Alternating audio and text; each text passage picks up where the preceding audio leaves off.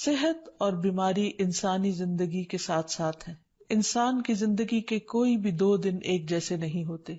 आज अगर इंसान खुश है तो कल उदास होगा। अगर आज वो अपने जिस्म में कुव्वत महसूस कर रहा है तो कल बीमार हो सकता है।